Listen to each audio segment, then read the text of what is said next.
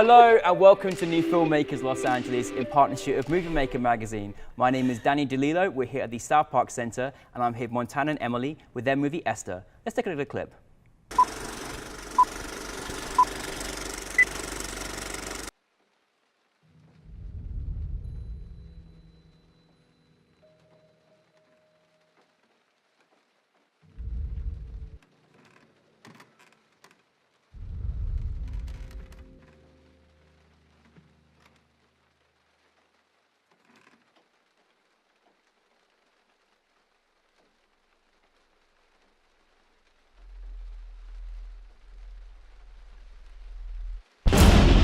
Listen, thank you so much for bringing your film to us. I thoroughly enjoyed Esther, and great job, obviously, as well. We're going to look into that. But for those that haven't seen it, tell us the brief synopsis of your film.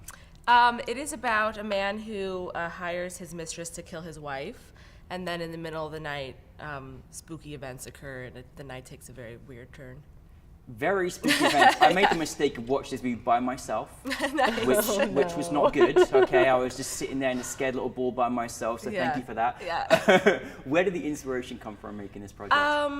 It just kind of came from like the thriller twist genre, and they came to her, Emily and her sister. They star in it. They came to visit me in LA, and we were having dinner, and we were like, we should shoot a short, and then we came up with it over a bottle of wine, and then 2 weeks later we shot it. A bottle of wine always seals the deal, doesn't it? Yeah. So it's you and your sister? That's right. Wow. So in my childhood home, she chokes me out, and you know, my mom was having like just such a weird experience watching her two daughters. She didn't want to watch it. Yeah, she couldn't. Oh my goodness. She left.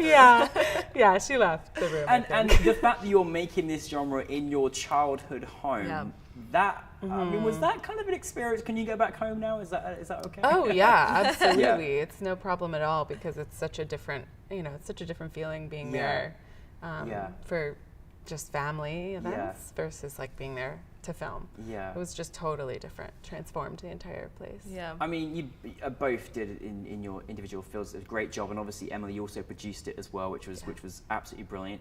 Now you're making a period piece, which is a challenge in itself. Obviously, you had this fantastic setting. How did you go about like creating this scene? Because it was just, I mean, you just felt like you were there. It was incredible.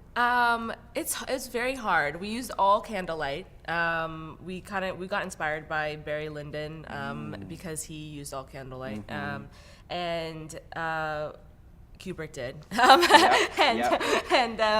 So we wanted to like have that feel to take you back to that time. I think the most challenging thing was modern appliances like light switches, and like realizing that you had to cover that, and like we're like, oh, you can see the thermostat, someone needs to cover that.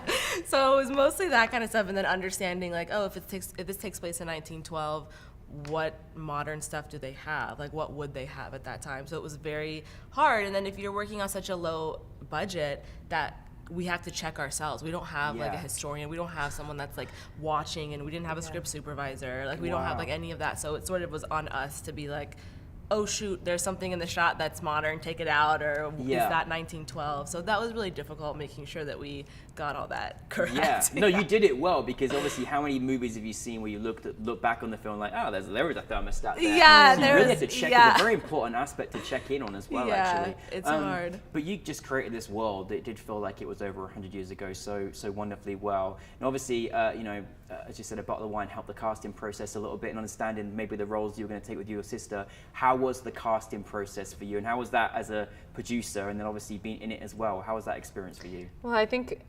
after we finished the bottle of wine, Montana went home and wrote the script, and then sent us the script that night, and I think we read it in the morning, and I think it was pretty obvious just from the script who was going to play who. I think that was almost just understood, and then like we sort of had to be like, wait, did we assume this right? Just to double check and make sure. But it was just kind of like seamless in how we sat down and just started planning all the elements of it to shoot in 2 weeks, because we knew that was the only window we could actually do it. Yeah. And before all of us schedules were available, and before all of us sort of scattered. Yeah. So we had like a very we had a time crunch. Yeah. To get it done. And we had an amazing costume designer. Yes. Who like sewed pieces for us and had it and pulled, and like she's amazing. So Yeah, she worked on without Mercy her. Street. Oh. Yeah. PBS. So she was like, we could not have done it without her. And for you, Montana, you obviously had some very good actors in this movie. How was for you as a director? Because it's your baby, it's your piece you wrote, and then you're directing it, and then you got two sisters who are like kind of killing each other, which is you. So how was that for you as a director? Now, how do you go about getting that tension and creating that kind of those moments in this film where you're on the edge? Yeah, I think that I already knew that I liked their acting, and that I trusted them to bring it to the table, and it was a really amazing experience to be able to like direct one of my best friends and have that comfortability and rapport. I think that the trickiest thing to get was the strangling. Deaths are really hard things to do because they can be really they can turn melodramatic terrible, right? real fast. So definitely staging the strangling. We didn't have a stunt coordinator, so making sure that like it did go wrong. It's okay. I got advice from a stunt choreographer. So we had someone that was like helping us with that, and like there wasn't it was mostly on Emily to act that whole thing, and there was like no pressure applied whatsoever. So that was probably the most difficult, was getting the death scenes right. Those are really hard. Making sure that it was just make believe too. So we're not just like, well, that was terrible. I don't believe that at all. So that was the trickiest thing. You mentioned a few challenges, but either from your perspective, was there a challenge in this film? Was there obviously a timing and things like that, but during maybe pre-production, post-production, was there any difficult things you felt? I think one of the really difficult things was to crew up in rural Virginia.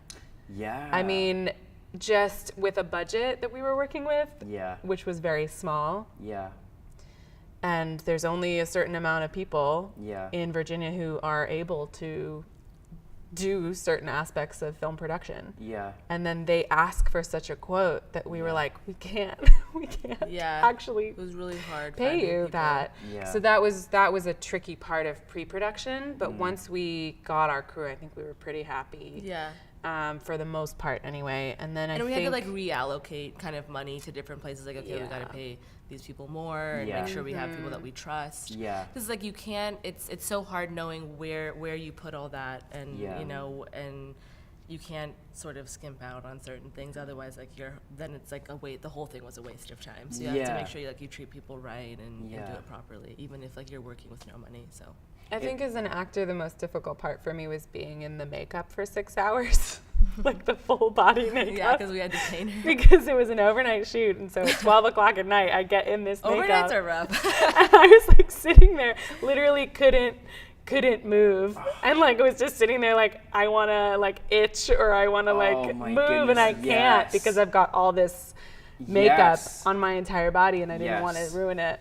So you had a very good message, because I didn't recognize you. I was like, nope, you're not in this movie. Yeah. Well, it's just, I mean, people don't realize that how much you spend, but actresses or actors spend behind the scenes in makeup, in this heavy makeup, and it's not the most comfortable thing, is it at all? No, it's not. No, definitely not. Yeah.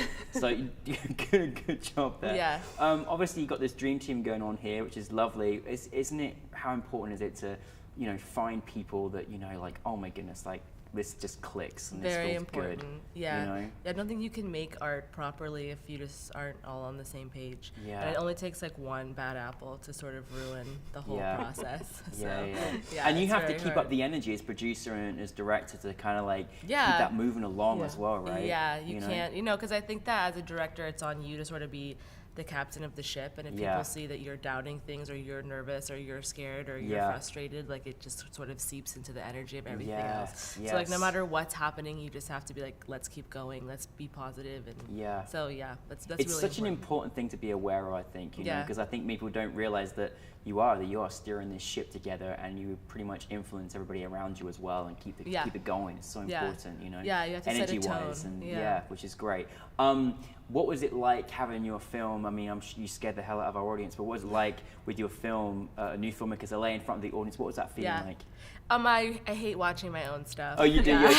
It's like torture. I really don't like it. And I was like, maybe I won't sit through it. And everyone's like, I told you to leave. I was like, just leave. Yeah, they're like, no, sit with us. I think the best part was that the girl in front of me was burying her face in her boyfriend's shoulder the whole time. You're like, and that was the best thing to watch. I was like, so I just kept looking at her, and she was like, no. She kept moving her hand and was like grabbing him. So that was the best experience, was watching her watch it. I think that's when you know, you're like, yep, we did a great film here. Yeah, it was brilliant. Yeah, because we don't get scared no. of doing it. No, It's like no, editing it and watching it so many times. Yeah, you're like, I'm done. I'm like, I don't even know if this is scary. We're not sure. Yeah. I love it. What's next for you both? I'm supposed to be shooting a feature in March, so hopefully that'll be my first feature, and I'll be able to do that. Congrats. And I have some TV stuff in the works, so Excellent. if that goes through, that'll be awesome. So that's sort of. And what's the genre of your feature? Thriller. Most of the stuff I do is crime, thriller, sci-fi. That's what I do. Yeah. So you're just going to keep us on the edge of your seats throughout your career. Yeah. Okay, just getting ready for it. Just make everyone uncomfortable forever. That's perfect. I love it. What about for you, Emily? Well, with any luck, I'll be also working on the feature with Montana, which is the thriller in March. Great. And then I'm actually also writing a lot of my own material now. Great. So currently working on a feature film and a couple short films as well, just in the writing part now, and hopefully going into production or something. Fantastic. Eventually.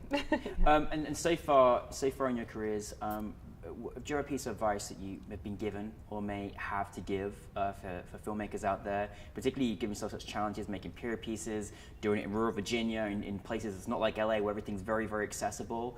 Is there anything that you've had that you may want to share with anybody out there? Production-wise, I would have to say prep. Yeah. Really making sure you prep everything. And then you have plan B, C, D, E, F. And so when one thing goes wrong, you know exactly what your next thing is. And so I think that then no time is wasted. You know what's going on. So I definitely think prep and knowing like all your backups is really, really important, especially when you have no time, no money, and very few days to get it done. It's like you really have to make sure like you know what's going on. That's probably the best advice I got. Oh, I feel so relaxed when you're setting up plan. It's just like, yep, she's got plan F going on. It's all good. Yeah. We're fine. What about for you, Emily? I think my advice would be know who you're working with and love who you're working with and know that they have a plan F. Yes. And just like really loving the material that you're involved with, because it is a real labor of love. Yeah. And it's not about anything else other than that and the people you're creating with. Yeah. Oh, what a great way to end the interview.